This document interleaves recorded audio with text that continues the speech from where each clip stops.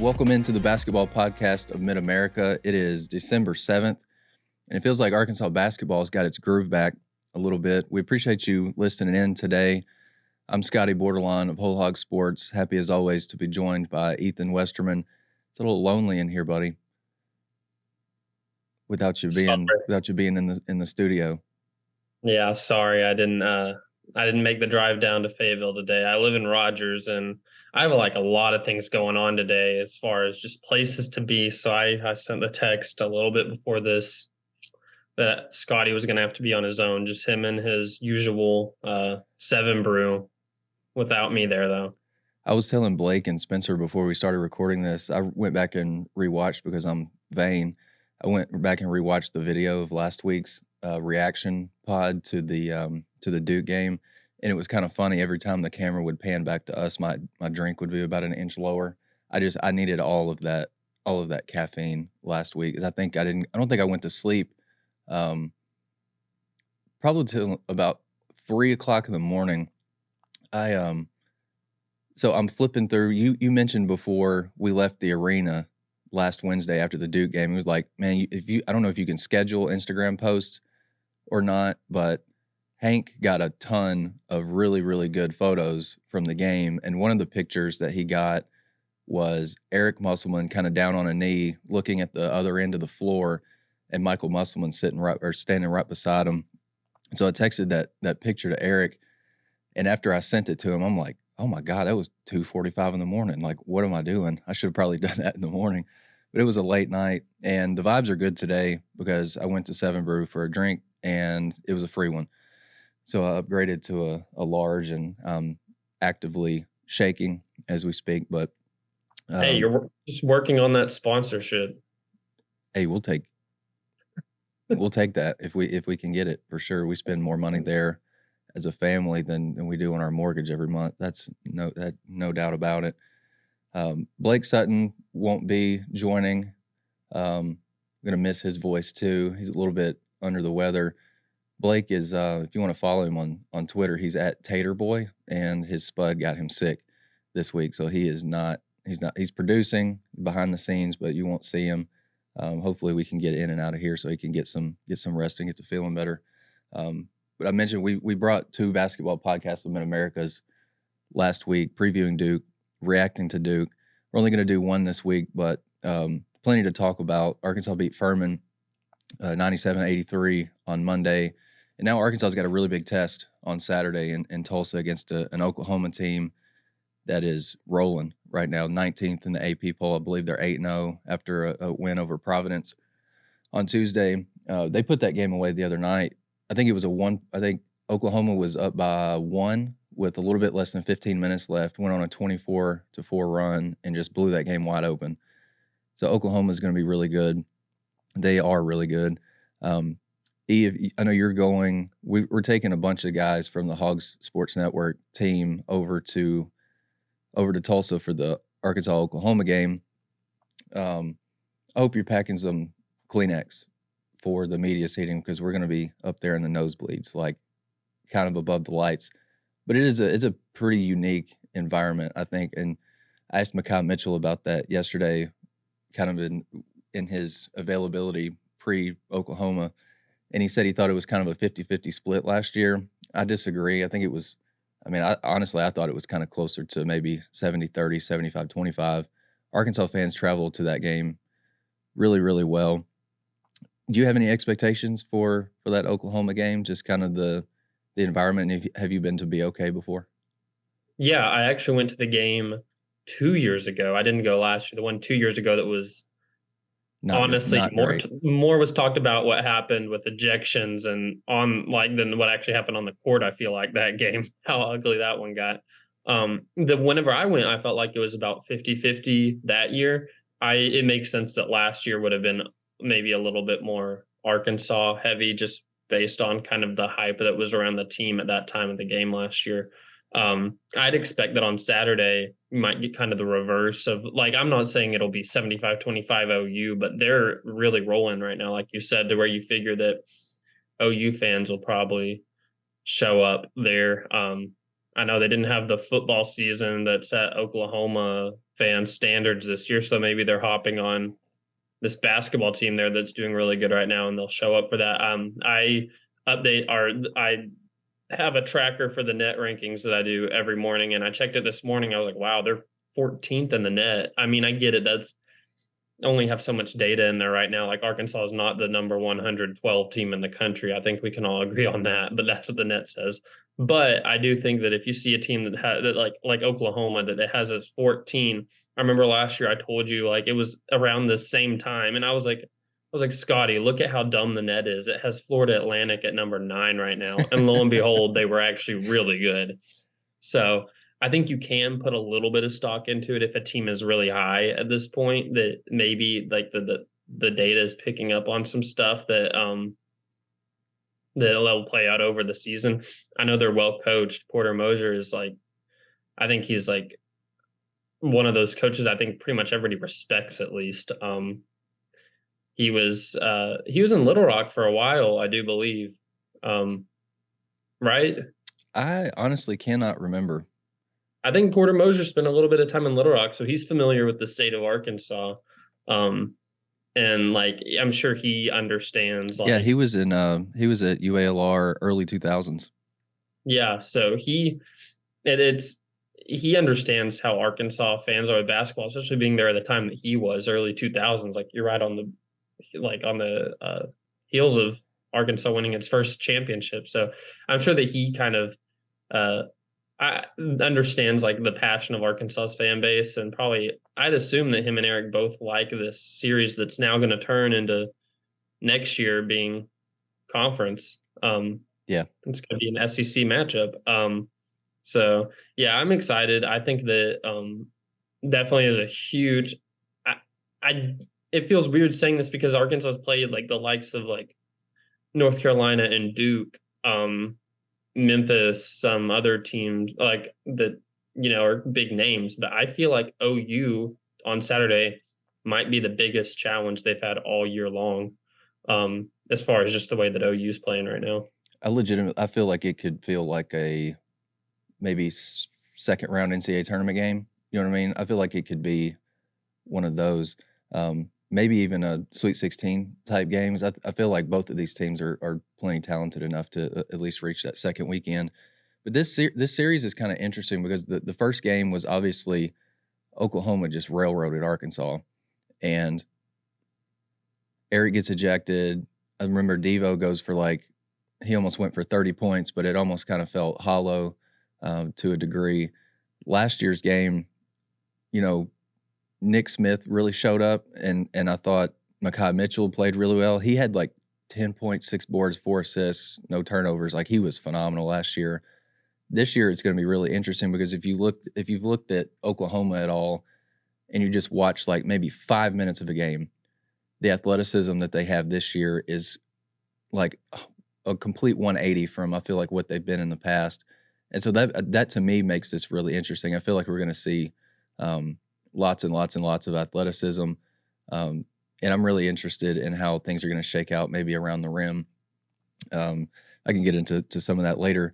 But I remember when I was at SEC spring meetings, one of the things that I wanted to ask Hunter Yurachek about whenever I saw him was kind of the future of the Arkansas-Oklahoma series. And when I mean the future, I guess this season, because I think the game was contracted for 2 years. And then if both sides liked it, then they could run it back for a third year or a third matchup.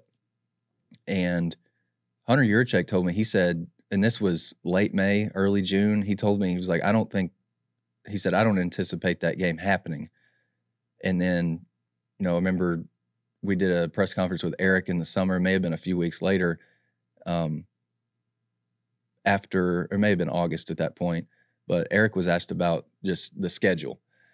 And Eric was like, yeah, I remember reading that Hunter Yurachek said he didn't think that the game was going to get played, but we got it worked out. I think the word on the street was that OU wanted to play this game in Oklahoma City as opposed to Tulsa. And to me, that's kind of a compliment to the way that Arkansas's fans have traveled to this game and kind of made it a Bud Walton West type of feel, even though Arkansas has gone 1-1 to this point. Yeah, I thought it was so funny yesterday when Bob Holt asked a question for Nate Allen about, does this game have more significance with OU coming into the league next year? And Eric was just like, I don't care. That was great. I mean, that's a total Eric Musselman way to put it. And the thing that I loved the most was like, he said, I'm not going into this thinking like, oh man, OU's going to be in the league next year. How are we going to play them on Saturday? You know what I mean? It's one of those deals. What do you expect from that game? I guess we can get into Furman and the Furman game in just a few minutes, but this will be your first trip covering a game over there. Just any early thoughts on the final Arkansas OU game before both teams are in the league together? Yeah, first of all, I want to say I think I'm glad. I think it's good that they didn't move it to Oklahoma City, to be honest. Tulsa's just, I mean, if you're talking about closeness to the campuses, like Oklahoma City is really close to Norman. Like that's an opportunity to get something put as a neutral site on your schedule that was actually more like a road game. Which if you know how the net works, by the end of the year, that's broken up into quadrants and neutral and away games are weighted differently than your home games. So I think it's, I mean, smart of them if the thought was to try and move it to Oklahoma City to negotiate, I guess, or whatever they did to make sure it stayed in Tulsa, because I just think that's a little bit more fair to put down as a neutral site game than Oklahoma City would be. But that aside, just talking about, like you asked, this weekend, I'm expecting to see Arkansas, honestly, in a really big, like I said, I think it's going to be a really big test. I'm interested to just see how they respond. Like the Duke, it's so, I see people going back now. They're like, oh, maybe Duke isn't who we think they were. Like whenever Arkansas played them, I think that you can do that. You can play those games, but at the same time, you got to remember what was like leading into a game. What was the feel around it, and did the team rise to the occasion? Like maybe there is some stock that Duke isn't, normal Duke, just with what's happened recently. But at the same time, going into that game, Arkansas had lost 3 of 4. Duke was ranked number 7. They rose to the challenge in like it was a big setting. So I guess that's kind of, I'm similar to going into that Duke game. I'm interested and I'm intrigued to see how Arkansas goes into this OU game, because it's got a similar feel to me. I mean, it's different, of course. It's not a blue blood like Duke coming into your own building. But I think going into this game Saturday, like this is maybe the best team Arkansas has played yet. They're playing it on a floor that they play at once a year. I don't know. I'm anticipating Arkansas to play well, but I think if there's anything I've picked up about this team this year, it really, I mean, you can say this about probably any team, but it really all hinges on how they shoot the three and how they defend the three. It's like if OU is shooting really well and Arkansas can't, I mean, whenever Arkansas is making their threes, they're so hard to beat. Like Furman was shooting unconscious there for a little bit. Was that Monday night? Yeah, Monday night.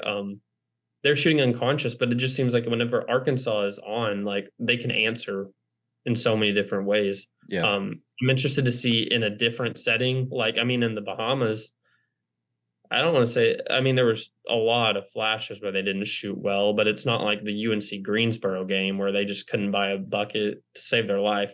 I'm interested to see in an arena like that, I mean, I went there 2 years ago. It's kind of a weird feel in there. I don't know how to explain it other than it's just like, you can tell it's being turned into a basketball arena for that day. It's not normal. That's not what it's really the main function of it. So I'm interested to see if Arkansas can shoot there. If they can't shoot there, I don't give them much of a chance at all to win this game. I think that I just think you got to be hot against a team like Oklahoma. You got to be able to shoot and respond the way they did against Duke and Furman. Arkansas, the first year they played Oklahoma at BOK Center, shot 29% from 3. And then last season, Arkansas shot 33%. They were 4 of 12 last year. So it was a lot of, I mean, Arkansas feasted on 2-point buckets like they were 66% inside the arc. Going back to your point on Duke a second ago, Arkansas could have slipped up against Furman had that game been 2 days earlier. Like Duke turned around, left Fayetteville, and then had Thursday off, Friday probably traveling again, Saturday they've got a game. So you got 2 days between games. That's tough, man. Especially you're coming off kind of an emotional night like they had at Arkansas. But Arkansas did take care of business against Furman. Good teams win, great teams cover, right? I think Arkansas was favored by like 11.5 against Furman, and it got hairy down the stretch. I mean, Arkansas led by as many, I think, as 14 or 15 points, and then a few minutes left to go in the game, it starts to get a little bit dicey. I mean, if you've got entertainment purposes on it, Eric Musselman gets attacked almost simultaneously. Layden Blocker fouls a 3-point shooter, so you got a 5-point swing right there. I think Arkansas, their lead dwindled to 7, I think, at one point, but they closed the game on a 7-0 run in the last 50 seconds. Devo had a couple of assists in like the last 18 to 20 seconds to kind of put the cherry on top of that one. So many places that we could go, like Khalif Battle, Layden Blocker, really good, Chandler Lawson. I guess you can kind of choose your own adventure here. Who do you want to go with first? Khalif Battle. I mean, I just don't think I've seen a player in a minute on the men's basketball team that if he pulls up for even a difficult shot, like I'm talking about the difficulty level of some of these that he's making, I expect it to go in. I don't think there's been anybody like that in a while that I'm just like, he takes shots that other people you're screaming at the TV, that is a stupid shot. That's so ill-advised. Like, why are you taking it? But he makes them, and you expect him to go in. It's like, I don't know. I think I texted you this the other day. I think I just said something like, I love Khalif Battle's game. It's just so much fun. Like, yeah, he's a blast. And he's so like in tune with the game the whole time he's on the court too. He just knows, like, he knows, I think, the emotional roller coaster of a game and like when to really. Some people try and go for the momentum bucket whenever you're like, you're not the right person, maybe not the right time. It's like he's still plays within himself, I feel like, but knows how to get like that big bucket that causes the place to erupt and causes the other team to take a timeout. I know sometimes people, like, if you're on a run, like the worst thing you can do whenever you're on a run in a game is like do something stupid, like take a bad shot and give it to the other team. And just kind of kills like what you had going whenever that player go. It's like he knows how to go for that momentum bucket, and he doesn't force, like, it looks like it would be forced for a lot of people, but for him, it's just how he hoops. I don't know. I just love his game. I mean, and the shimmy, come on now. The shimmy, he said he was going to put the most exciting thing that any Arkansas player's done in a hot minute, like at least as far as like excitement in the building after he's made a big shot and then he hits you with the shimmy. You're like, dude he's hooping and he's in his own little world. For sure. And he said the other night, he's like, I might have to just put that on a t-shirt. Who wouldn't buy that? I mean, that's the most brilliant thing he's ever thought of. You mentioned the momentum shots and how some guys try to get them. Khalif gets them, and then he hits them a lot. After the Duke game, I wrote about Khalif and just like his want for those momentum shots, and then how big they were. I mean, he was part of that avalanche that put Arkansas up, 14 or 15 points, I think. Hit the 3 to put them up 8, driving bucket to put them up 10 for the first time, big 3 in front of the bench for a second shimmy, put them up 14. He wants those shots, and I think you can draw a lot of parallels between him and JD Notae. I mean, both dudes are just so wired to score, really good at getting into the lane, drawing contact, getting to the free throw line almost whenever they want, at will. Khalif's got a definite 3-point accuracy advantage over JD. JD was more volume, and he would hit his, if he could get hot, he could knock down 4 out of 5 or whatever. But Khalif is just, I mean, he's shooting like 44% from 3 this year, and it's a mix of catch and shoots, coming off stagger screens on baseline out of bounds plays, off the dribble threes. He's been phenomenal. I've got some notes here on him. Hit a season high 4 threes against Furman on Monday. He's 12 for 19 this season. from 3 in the corners, which, dude, you can make a lot of money making threes from corners. People in the NBA tend to like that. He's also 6 of 14 on the left wing. And CBB Analytics, this is the weekly shout out to them, 18 of 32 on short threes. So threes inside of 25 feet. He's shooting a modest 56.3%. He's just, I think his shot selection's been largely good. And then the other night, he's been really good on catch and shoot threes. I haven't went back and rewatched every game this year yet. I think I'm still missing Greensboro, Memphis, and North Carolina. So the games that Arkansas has lost this year, I haven't rewatched those yet. But catch and shoots, he's been really good. But the other night against Furman, he was 3 of 6 on off the dribble threes.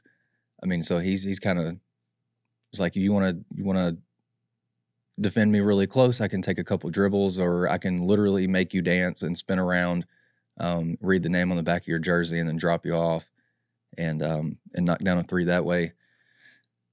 Something else I found that was kind of interesting. He scored 20 plus points 5 times this year. He scored 20 plus points in back-to-back games twice this year.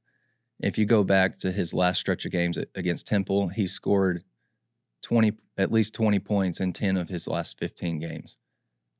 I mean, that's special. I mean, what kind of stands out about him? And I asked Eric yesterday, I said, look, this is going to sound silly, but like, what have you kind of observed from Khalif that makes him such a dynamic scorer? And I think it's the quick shot. It's the getting to the free throw line, keeping guys on their heels. You know, you get him ISO'd at the top of the key, and you just kind of like, as a defender, you're kind of like, what is about to happen? I think he's really good at picking his spots. And I'll shut up in just a second after I mention this. When I covered Daryl Macon, when I first joined this beat, and you mentioned kind of just living in the moment, I wrote a lot about how Daryl Macon was great about recognizing the moment and living in it when he was in it. I think Khalif is to me, like, he's that guy too. Yeah, I like these comparisons you've made, honestly, with JD Note and Daryl Macon. It's like he's got kind of characteristics of both of them, I feel like. Something that I think all three of those guys you can point to and say something they're really good at. I remember this vividly with Daryl Macon. I remember this pretty vividly with JD Note, and I'm seeing it with Khalif Battle. Those three guys can bail you out like late in the shot clock or in a bad situation, just with like, they just know how to make that play. As far as like, they just have that in them that they can get to all three of those really good at getting to the line. I feel like Khalif Battle, I think one of his best, I mean, we talk about his shot, the quick release and how nice that is. I almost think it's equally as impressive how good he is at like recognizing like either a bag closeout or just like a kind of a gap that's there. And he has that like threat from deep to where you have to play so on him that he knows how to get past you and really drive to the rim. I mean, there's sometimes in a game that you'll see him attack the rim aggressively, and it's like it kind of stops there. He doesn't get a foul call. He just kind of gets swatted or falls or something. I mean, those happen rarely, but a lot of the time he's going in there and I feel like he's getting himself to the line, which is, you talk about good scorers, and how we talked earlier, like the first episode, predicting who would be the leading scorer. Your people who can get to the foul line are always good candidates for that, because they're going to pick up an additional 5-6 points a game just from the line. One of the things I think I like the most about him is just his ability to come off the bench and be like a spark. He doesn't get down on himself. He's not in the starting lineup or something. I think he recognizes like he is that electric player that can come in and just give you a big boost. That's the same way JD Note was. I mean, I like these comparisons, like between all three of these players. They're all very different. But like JD Note, I'm talking about bailing you out. He could throw up a deep three that makes 0 sense and somehow finds the bottom of the net. Battle is like, he bails you out with just didn't close out quick enough, or I got to the line. I feel like Daryl Macon had a little bit of all that in him. Yeah, he's just an exciting player. I love watching him play, and I think that he is kind of that player this year that without him, there's a big hole on the team. Wanted to talk about this shimmy, because we've seen it, 2 or 3 times, at least 3 times now, right? because he did it twice against Duke and then once after he made the dude defending him dance a little bit. He got asked about that after the Furman game the other night, and anytime Khalif Battle comes into the interview room, everybody's stories immediately get better because he is about to say something that is so quotable. My wife's gonna hate it that I say this, but it's so quotable it doesn't make sense. Like it's so good. He's kind of a sports writer's dream, to be honest. Whenever he comes in to the interview room and you ask him something, you're gonna see that $1 million smile. You're gonna hear the Jersey accent come out of him, and then he's gonna tell you what he thinks. And he said it was a little razzle-dazzle play. Whenever I see Ronnie Brewer, he makes fun of me because I'm from Jersey. So we have Jersey club dancing, so he'll be telling me to dance on them. So now every single time I make a nice move or whatever, I look at Ronnie and do my little shimmy shake. That's perfect, dude. I mean, just it's impressive how he says these things. Like, it's almost like he gives you answers that you would have needed to give somebody like, hey, here's a couple hours. These are the questions you're about to be asked.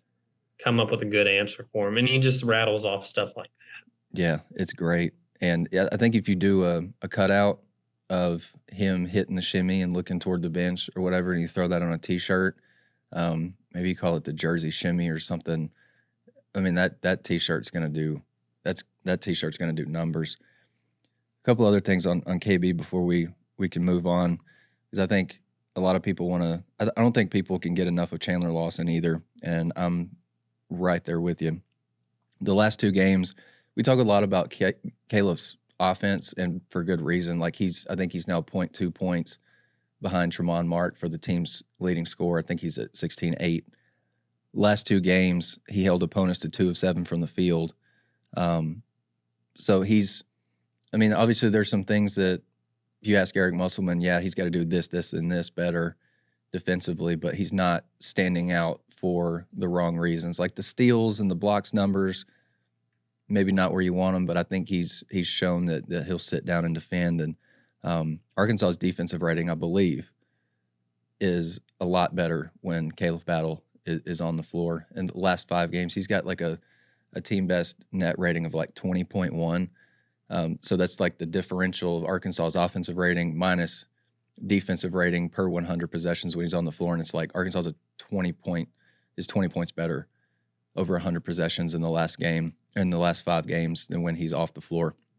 So he's been phenomenal. Again, I can't get enough of Chandler Lawson. That was a bad transition, but we'll go right into that. Career high 19 points on Monday, 8 of 10 from the field.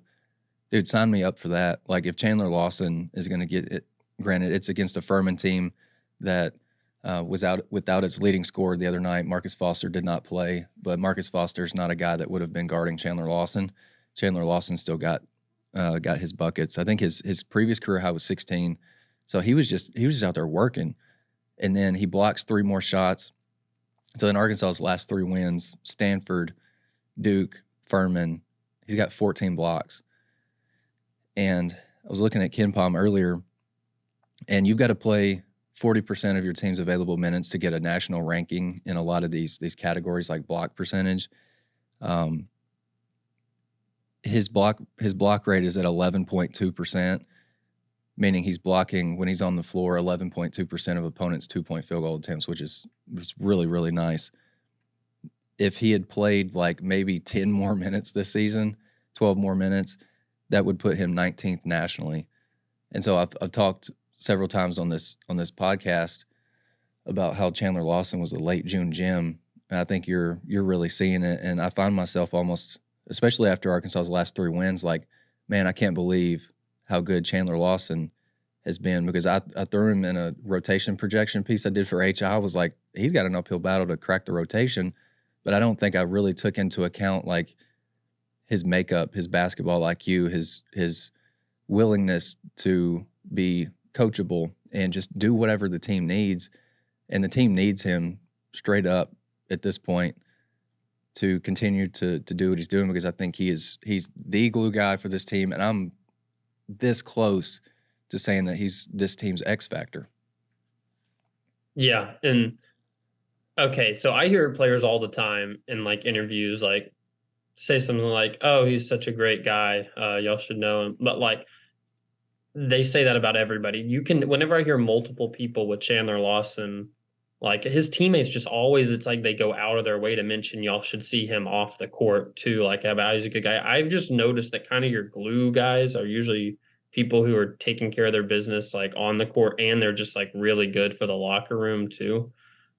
It just seems like he's that guy. And I can even credit, I mean, I don't know him personally. I mean, I just see what I see, just like the rest of us. But I was covering a women's game against UCLA on Sunday, and Chandler Lawson's there. And he's just going around like little kids are running up to him to take pictures. And a lot of times you'll see these guys like they'll take a few pictures and then they're like, all right, I got my window to go kind of skirt. Let's get Chandler Lawson. I just saw him like he was like I think it just looked very genuine, like very excited that like he's in a place where like kids are wanting to come take their photo with him. And you could just tell, I think he's a good, really good for the team, like just culture wise. I know Eric that before you had even, I mean, you made a prediction based on just what you heard Eric say about how he was, I forget the exact quote. Yeah, he said he does the things that you need to do to move up on the depth chart. Yep. And then it's if you hear, you just have to, if you see patterns of what people are saying about somebody, I mean, I'd throw out whatever he did at Memphis, like throw it out the window. If you have everybody saying the same things about him here, it seems like it's been a good fit for him. Clearly has been a good fit for him. I don't think that anybody saw him doing what he's doing this year. Except for maybe those who were at every single practice. But what I liked about his game the other night too was just it just seemed like it was all within what the team needed. It wasn't like you'll see some guys go out there and get their career high, and it's because they maybe made some garbage time buckets or like kind of forced some things. I don't know. It just seemed like he was so efficient with it too. It came all in the flow. It was one of those performances where I know that, like you said, some people might be like, "Oh, Furman doesn't have their, the big guy or whatever." I don't care if you go out and you put up a career high on 8 for 10 shooting. I don't care who you're against. You're playing college basketball, and you just did that. You scored more points than you ever did at Memphis. And I know that at Memphis, you played some teams that were also not having their. I don't know. You did it against a team that made the NCAA tournament round of 32 last year. Yeah. Yeah, he's been. I hate whenever people try and take away people's flowers just because they want to discredit the opponent. That's why I mentioned the thing about Duke. I feel like that's a lot of what we hear happening right now with this team is people are like discrediting some things that these guys have done and basing it off of the other team. I'm like, listen, I promise whenever they're out there playing, like they aren't. Whenever they're playing number 7 Duke, they aren't thinking about, oh, is this actually Duke? It's Duke. Get over it. They did what they did. I don't know. I'm probably getting on a soapbox. I've just gotten annoyed with seeing people like discrediting the Duke win over the past few days. I'm like, put a little bit of a smile on your face because they lost another road game. I mean, you hear a lot of times. I follow and listen to some podcasts for guys that cover the NBA, and sometimes they'll talk about a schedule loss. I think that Georgia Tech game that they played on Saturday was a schedule loss. I mean, you knew that 2-game stretch against Arkansas, Georgia Tech was going to be pretty tough because first and foremost, they're both on the road. You had to know going into it that it was going to be a really emotional, probably roller coaster type game. And then you barely got time to rest at all and recover and practice. And then you got to go on the road to another place that wants to storm the court if they whoop you. But Chandler Lawson has been really good. You mentioned that he just kind of gets his offense when he does score with just kind of within the flow. I think he may be one of the best on the team at staying within himself on the offensive end. So I cataloged his shots the other night. Here are his buckets, his 8 scores: post up floater, transition layup, catch and shoot 3. That's first half. All of those are well within his wheelhouse. Second half, pick and roll layup, drop off layup, transition lob layup, drop off dunk. I mean, there is nothing there that is like, well, yeah, he, took his man off the dribble in the mid range and just, was going to see what happened. He's so good at staying within the framework of what he knows that he can do well, and that benefits him a lot. I thought maybe the most encouraging thing, though, was we saw him have a really good game against Duke, and I wasn't totally shocked that that he played like he did against Duke, because he gets up for those. I mean, the evidence is all there. I mean, you got Edie in the preseason, to a lesser degree, the Raynaud kid from Stanford played well in that game. And then Filipowski was 3 for 10 against Lawson and had 4 of his shots blocked. So Chandler got up for that game. But how does he come back against a SoCon team? Well, he comes back by blocking 3 more shots and being a deterrent around the rim. I think he gave up 3 buckets on 7 shots the other night. So maybe not his best defensive effort, but at the same time, if you go back to Arkansas's last 3 wins, opponents are 9 of 35 shooting against him. That's somewhere in the range of 25.7%. That's on the money. 25.7%. I think you will take that in a heartbeat. And he's been a big reason why Arkansas has been such a great shot blocking team, right? Like the other night, they blocked 10 against Furman, back-to-back games with at least 10 blocks for this team. 3 games this year with at least 10. And Arkansas as a team has a block rate of 17.7%, which is the best of any of Eric's college teams.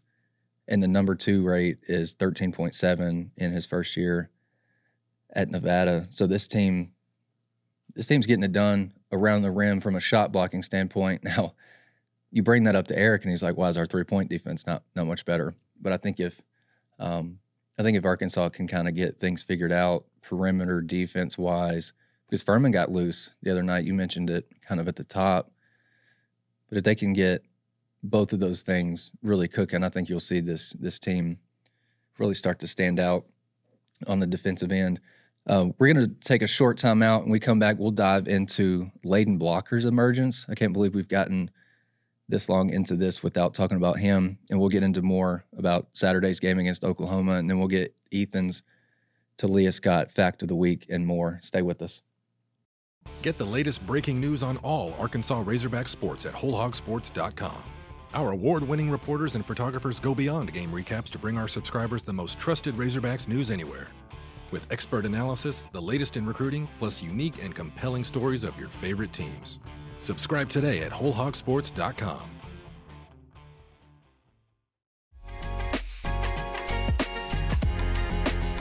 Welcome back into the Basketball Podcast of Mid-America.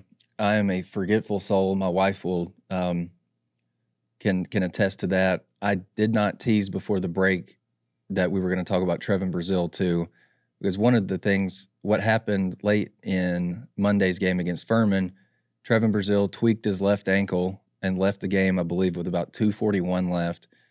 And Eric Musselman said after the game Monday that he had a pretty good sprain and also a pretty bad sprain. So that didn't sound great, kind of in the immediate aftermath of the game. And on Wednesday, when we talked to Eric, he upgraded it to a severe sprain. And he did not, according to Eric, Trevin did not do anything in practice on Wednesday. And there was a possibility that he would get on like an underwater treadmill on Thursday. So if you're listening to this, we're recording this on Thursday. So I'm going to say Trevin was supposed to do, or they were going to try to get him on an underwater treadmill today with the hopes that, he can recover, rehab, and be ready to go against Oklahoma. This game would be a lot tougher for Arkansas. It's already going to be tough because Oklahoma's much improved over last year. But, man, I don't even want to throw out hypotheticals, but what does Arkansas do if Trevin Brazile isn't able to go? Like I think you got to run a lot with Mekhi Mitchell and Chandler Lawson, right? But at the same time, I think one of the reasons that the Trevin Brazile Chandler Lawson deal works in the front court is because Trevin's a floor spacer. Chandler Lawson can hang around in the dunker spot.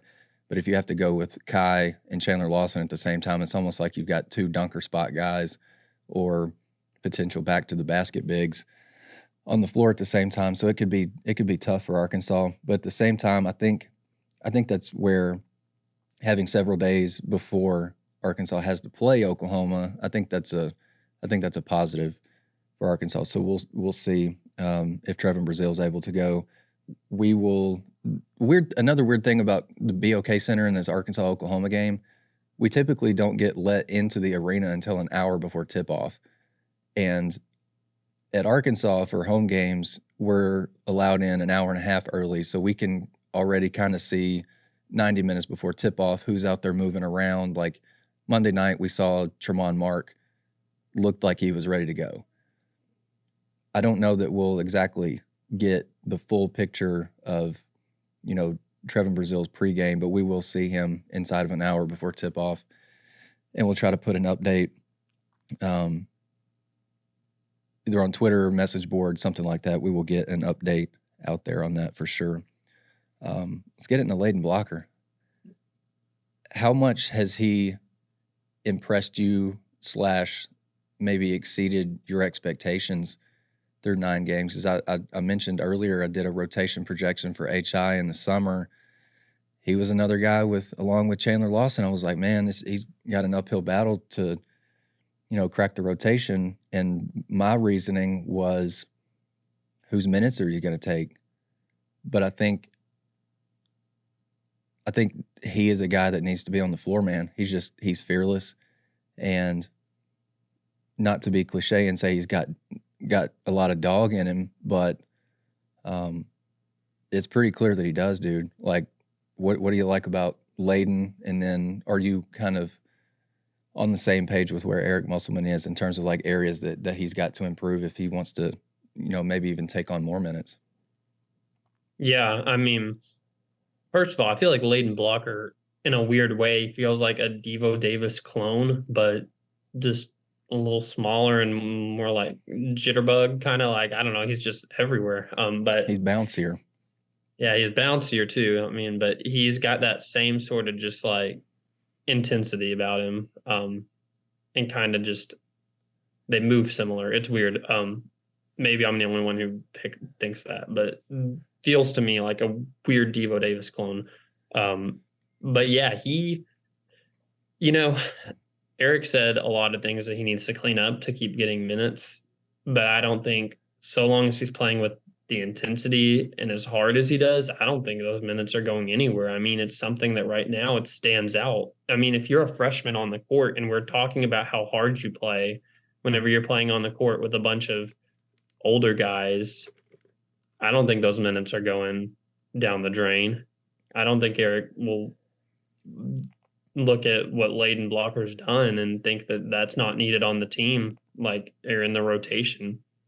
I mean, there might be games coming up that makes freshman mistakes and needs to sit on the bench for a long amount of time, but I don't see him falling back out of, like, I don't think we'll be looking at this team in SEC plays so long as, he's healthy and everything. I don't think we'll be looking at this team and saying, oh, Layden Blocker doesn't do any, like, he's fallen out of grace as he's on the bench. I think that he's kind of earned himself like a spot just with how hard he plays. I mean, things can change over time. Like if El Ellis elevates his game, again, with consistency to where it's like you need him on the, I mean, you could see his minutes go down. I just don't think he's going to fall back out. Like, I mean, there's some people on the team right now that you look down the bench and you're just like, I don't see where your opportunities come much this year. He's one of them that I don't think will ever look on the bench and say that about again. I think that down in the Bahamas at the Battle for Atlantis, he kind of,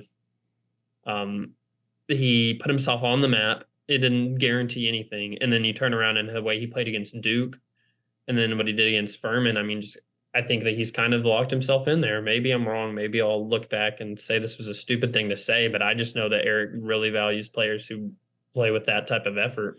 For sure. And I think the thing that jumped out to me about, I asked Eric about Layden after the Furman game because he had 9 points, 5 boards, 5 assists, and 3 blocks. That is a hell of a stat line for a first-year guy. But Eric's just like, he's fearless, he's tough, he plays with, Eric's got the thing, effort, energy, and enthusiasm. You see all of that with Layden. I mean, he is, talk about Devo being bionic or, just endless amounts of energy. I mean, I feel like you got to say this about Layden too, because he's kind of wired that same way, but his feet are so quick. Incredibly bouncy kid. Like, I noticed that in the red-white game when they played it in Barnhill. Like, he was one of the guys that he was showing out in the layup lines, and he was turning it into a one-man dunk contest.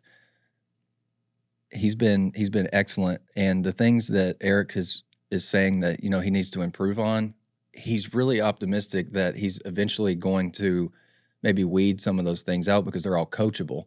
It's don't gamble as much, stay in front of your guy, improve at the free throw line, maybe late game situations, just sound contests on 3-point shot, because he fouled a 3-point shooter twice in the last couple minutes against Furman. If you're sound in your closeouts, which you can work on, you can weed those things out and be even more valuable than you already are. But the kid's just, I don't want to say he surprised me, but his emergence in these last 5 games has been, I think maybe one of the more fascinating storylines of this early season. And you think about it like this: he played 14 minutes total in 4 games before Arkansas went to Atlantis, and now he's averaging 23 minutes a game in the last 5. Something interesting I found on CBB Analytics: last 5 games, Arkansas's offensive rating with Layden on the floor is 118.0. And without him on the floor in the last 5 games, it's 98.0. So you got a 20-point swing when Layden's on the floor versus off the floor. Earlier I mentioned, he had 9, 5, 5, and 3 against Furman. Do a little trivia time. Are you interested in some trivia time? Sign me up, man. Who was the last Razorback to finish with at least 9 points, 5 rebounds, 5 assists, and 3 blocks in a game? Can I get like a year hint? It's happened since Eric Musselman's been here. I'm gonna guess Jimmy Witt. Seems right to me. More recent than that.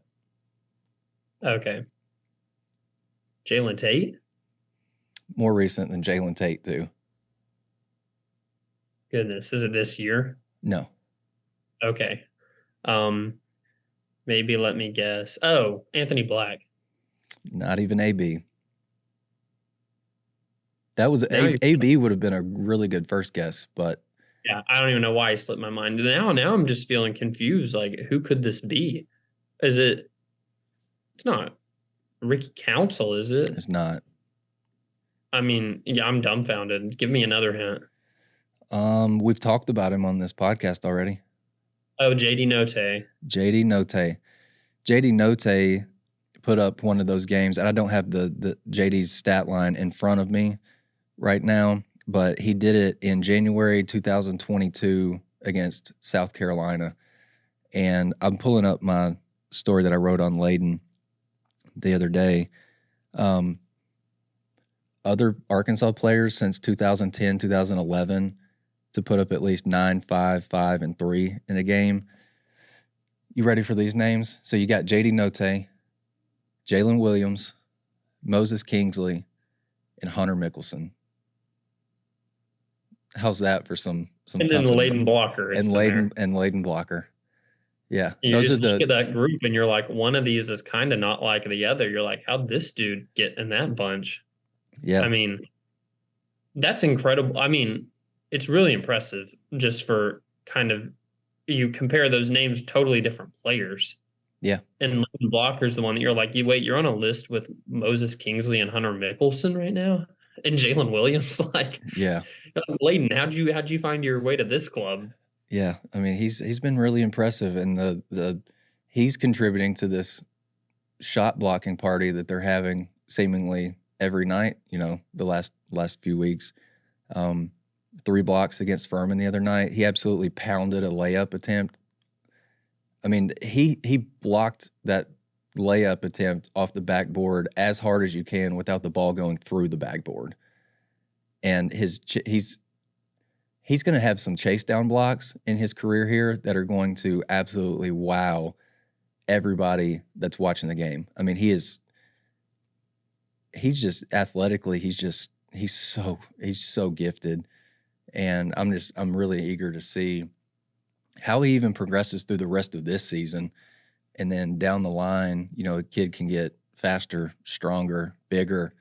And you make a kid like that bigger, faster, stronger with kind of already the innate things that he has, like Eric's been talking about. He's going to be really special.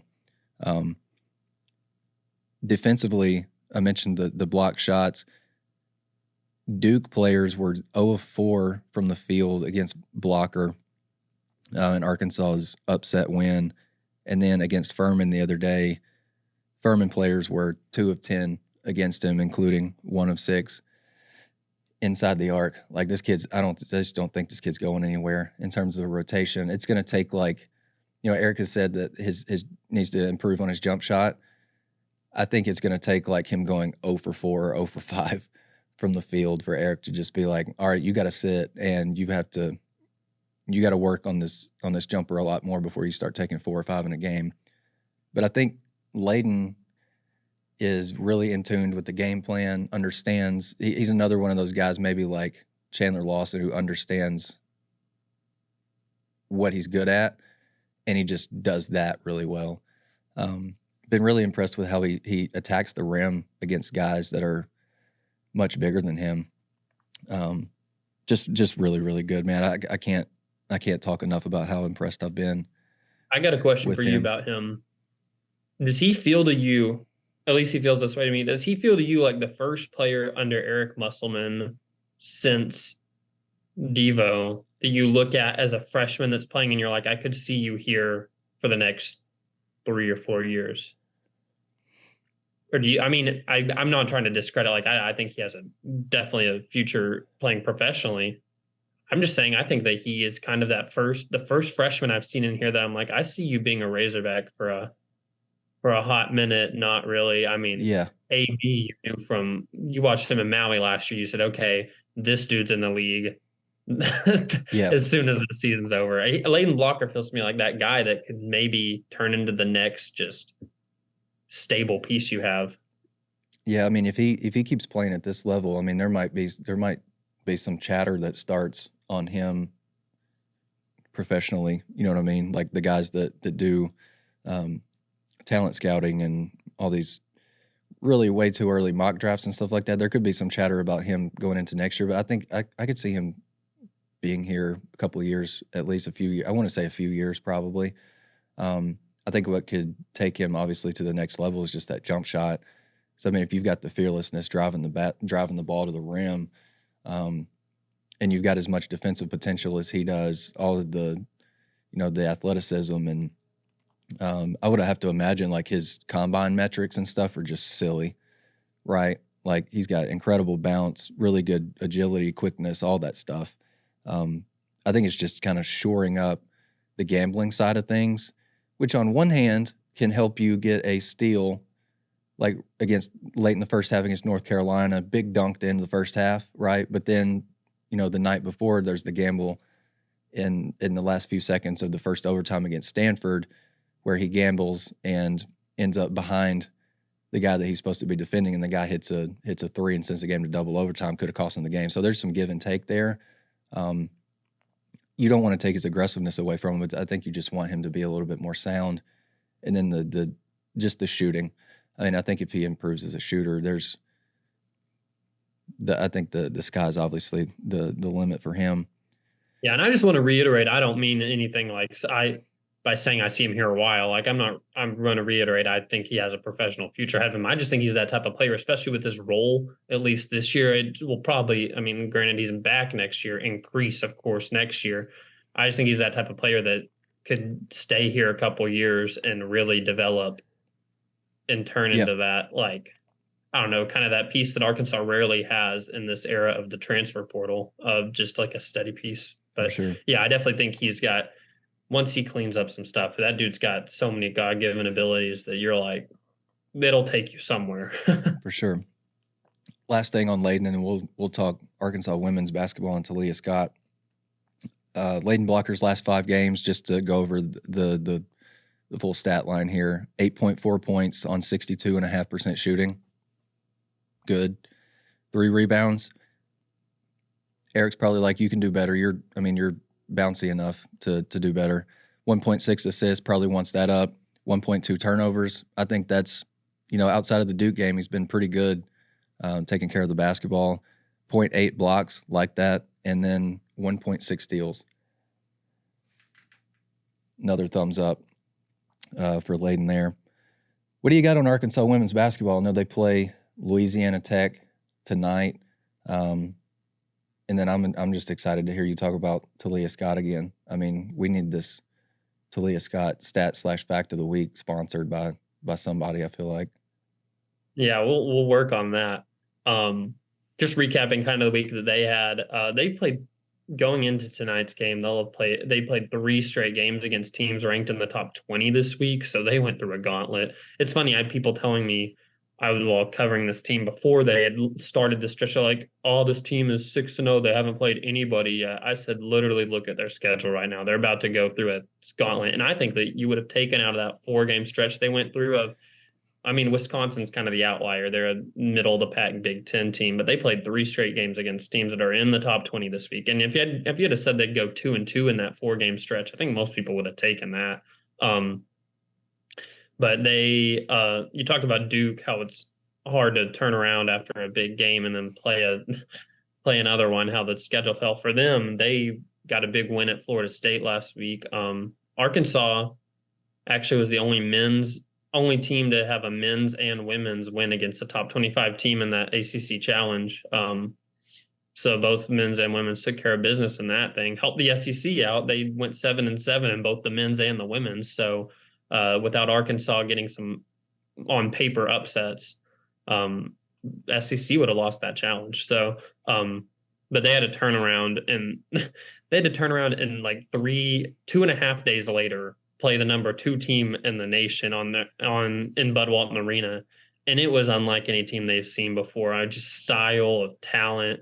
They have a 6'7" girl, Lauren Betts, who if she catches it down there, game over. It's going in the hoop. She just knows how to score. And so they struggled against them. They actually took a 6-0 lead, Arkansas did, and you would have wanted to cut the tape there and said, all right, things are peachy.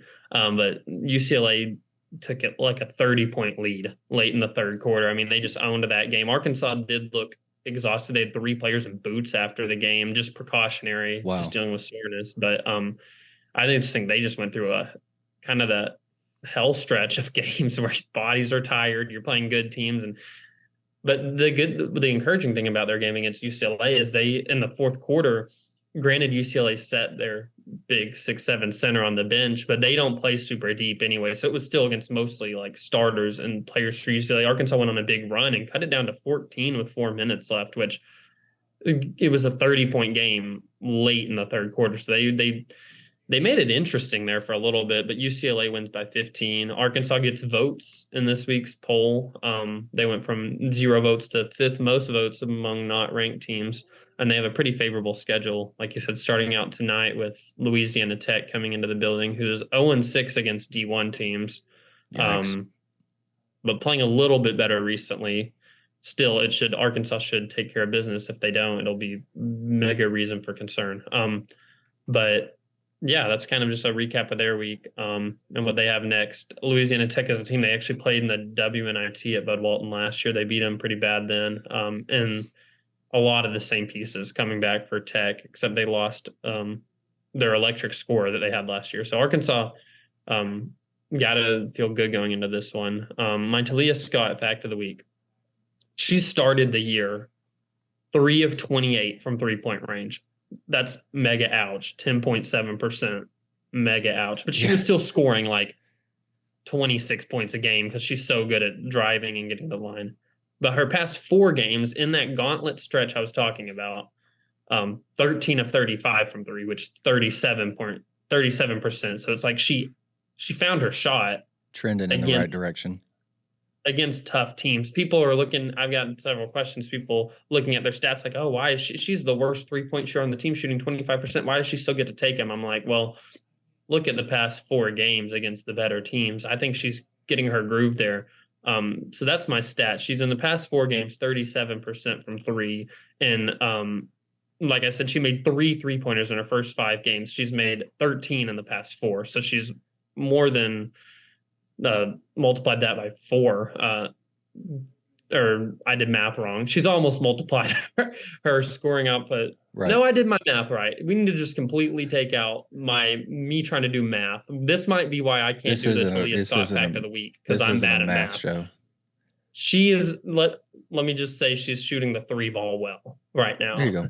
That's a better way of saying it. And I think that for her being the 7th best scorer in the NCAA, if she was already doing it without the 3 ball, if this 3 ball keeps on falling, she's going to keep on climbing that chart, because she is a talent that you don't see many times come through, not only Arkansas, let alone, or the entire nation. You hardly see people like her as a freshman come through and can score. I said this on the first podcast first or second podcast. I said, I think if you give it a year or two, because usually how it works in the women's game, like the players that just get all the hype. Like I know that there was a big Caitlin Clark game last night because she reached 3,000 points. Yeah. Like ESPN was hyping that game up.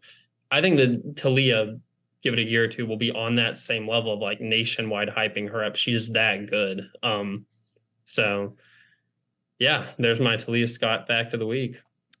I think on Tuesday, you wrote an Arkansas women's basketball notebook titled Taliah Scott's Proving Her Scoring is No Fluke. Your 4th line in that notebook might be my Taliah Scott stat/fact of the week. You wrote, Scott could not score another point this season and still finish the year averaging 6.7 points per game. Yeah, which that would be my stat of the week, except I figured that one out. I've been keeping up with that one since last week. I mean, what would that be like? It doesn't even wow me anymore. 20 plus points. That would be 20 plus games without a point, and you're still putting up almost 7 a game. Which, looking at last year's scoring averages, I think she would be 5th or 6th on last year's team if she finished the year without, like, didn't score again. Couldn't score again and would finish with 6.7 points, which means, you would look at any traditional box like stat sheet and you say, oh, that player, she's still an impact player. I mean, like, it's just crazy that she could. I mean, she's filling up the scoring column. I can't wait to see at the end of this year. Granted, stays healthy, everything goes. I cannot wait to see how much she shatters the single season scoring record at Arkansas. She's already on pace with 9 games in, like. She's like halfway there to being in the top 10 or 15 or something. Wow. She just knows how to score. It's incredible. I've talked about Khalif Battle, how much I love watching him hoop. I'm telling you, Khalif Battle and Taliah Scott need to form the Bud Walton Buckets Club. President, I'm giving her the presidency. Khalif Battle can serve vice president this year. They're definitely chairman of the boards for the Bud Walton Bucket Committee for sure. Yeah, I'll be the chairman, and I'm voting Taliah Scott as your president this year. I mean, you're averaging 23.2 points as a freshman. Come on now. That's crazy. But yeah, that all jokes aside about Bud Walton Buckets Club, maybe we can get a shirt for that too. Throw the BPMA logo on there. There you go.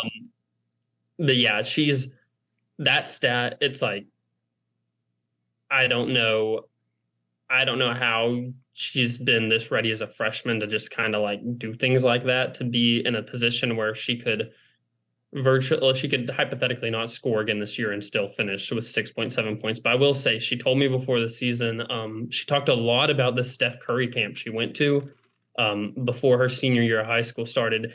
And she said that like the advice that stuck with her from Steph, because she got a chance to talk, she won the 3-point contest there, first of all, so stood out to Steph, and she said that talked to him a little bit, and the advice he gave her was like to not let like a bad stretch, like he said that, like basically everybody goes through a stretch where they aren't making shots, but like to not let it get to you, don't let your confidence waver. And it was just cool to see her the other night after the UCLA game.